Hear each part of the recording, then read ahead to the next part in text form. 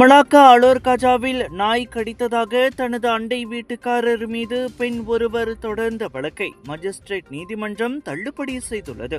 B. Devika என்பவரின் வீட்டில் வளர்க்கப்பட்ட நாய் கடந்த ஆண்டு ஜூன் 19 தம்மை தாக்கியதாக எஸ். ராமாயி எனும் பெண்மணி குற்றம் சாட்டியிருந்தார்.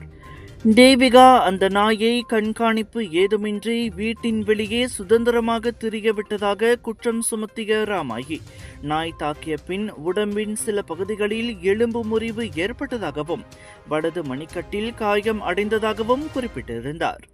இதனிடையே அந்த நாயின் உரிமையாளர் தாம் அல்ல என்றும் ராமாயி அவ்வழக்கை தொடர தூண்டப்பட்டதாக தேவிகா தமது தரப்பு வாதத்தை முன்வைத்தார்.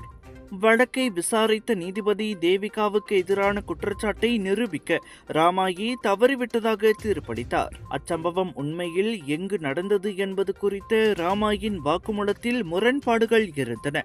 மேலும் அந்த நாய் கடந்த காலத்தில் யாரையாவது தாக்கியதாகவோ அல்லது கடித்ததாகவோ எந்த ஆதாரமும் இல்லை என்றும் நீதிபதி சுட்டிக்காட்டினார். Imagine going beyond what's expected, ready to shape industries, inspire change, and redefine tomorrow.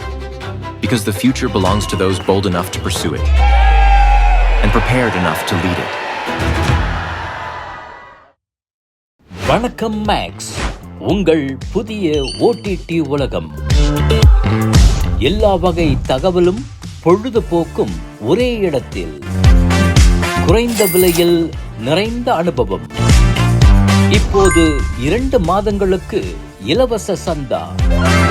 வணக்கம் மேக்ஸ், உங்கள் பொழுதுபோக்கின் புதிய முகவரி.